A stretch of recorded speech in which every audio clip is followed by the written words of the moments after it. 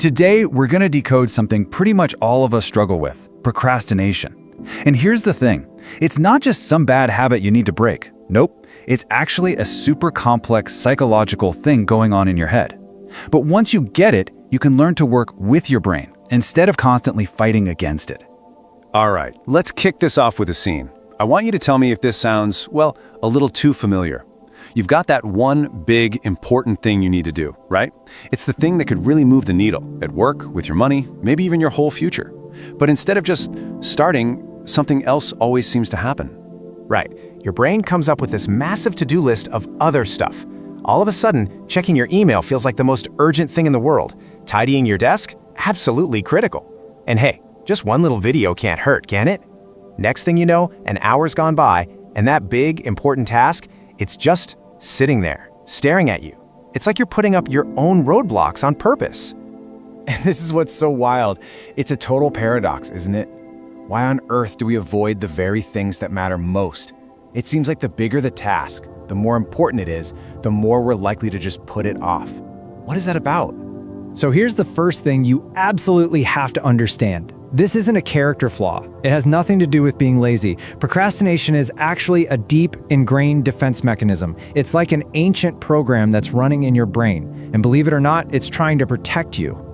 So if we want to figure out why we procrastinate, we need to go undercover. We have to figure out our brain's secret mission, the hidden programming that's driving this whole decision to put things off.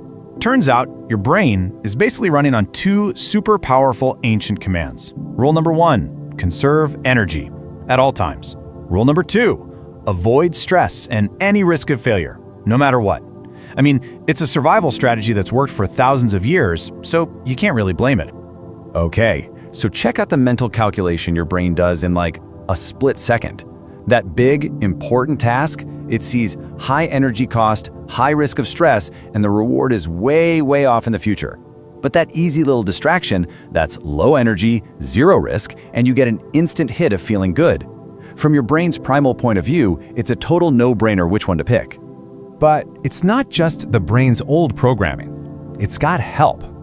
Think of it like a criminal with two very powerful accomplices that make putting things off sound completely logical.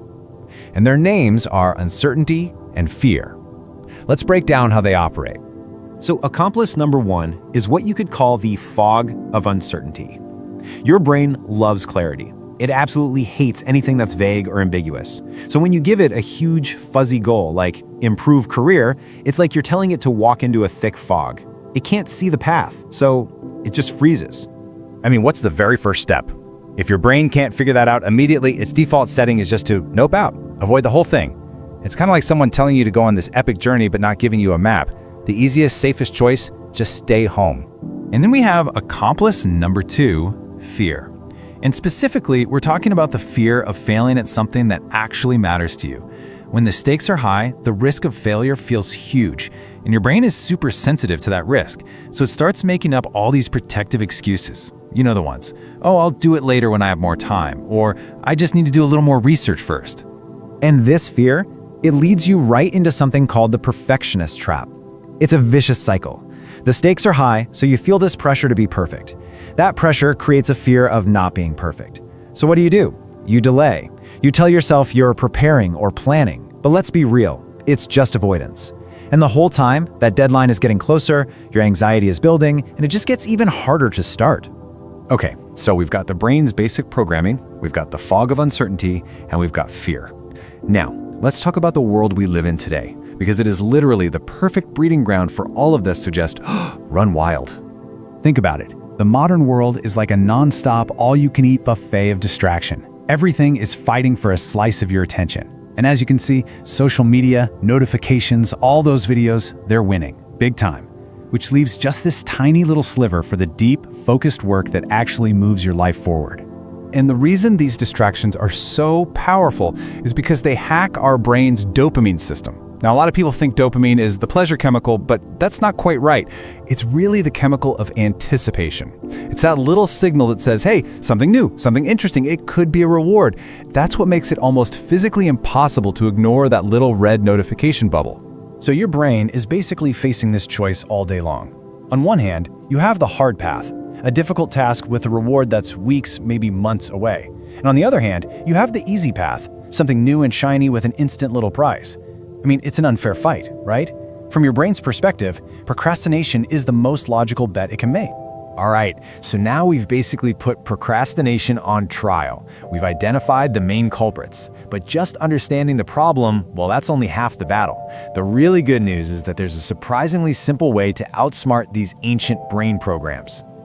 And get this, the hardest part of any task isn't the work itself. It's that single moment when you have to begin. The entire war against procrastination is won or lost right there at the very start. Your brain isn't as scared of the work as it is of the effort and the uncertainty of just getting started. So here's how you trick it. Your brain hears write that important report and it sees climb Mount Everest. It's just too big, it's overwhelming. So the solution is to completely reframe it. Stop looking at the whole mountain. Just focus on the first, tiniest step. Instead of climb Mount Everest, think put on your hiking boots. Write the report becomes open a new document. Clean the whole house becomes just put one dish in the dishwasher. See the difference? And this is where we flip a switch on a huge misconception. Most of us think that motivation leads to action. We wait around to feel like doing something, but the psychology shows it's the other way around. Action leads to motivation. Taking that one ridiculously small step creates a little hit of progress. That progress lowers the fear, and that builds the momentum you need to take the next step. So let's wrap this up. What are the real culprits here? It's pretty clear procrastination is almost never about being lazy. It's really a defense mechanism kicking in because of one of three things. 1, the task just feels way too big and you don't know where to start. 2, your brain is just totally wired for those quick, easy rewards from distractions. And 3, you're stuck in that internal pressure cooker of needing to be perfect. And once you get that, you can stop beating yourself up, you can stop fighting yourself, and start changing the game. You make the task smaller, you shut out the distractions, you give yourself permission to just start imperfectly. And that really leaves us with just one final powerful question for you. Think about that big thing you've been putting off. What is the one single absurdly small step you can take to get started on it right now?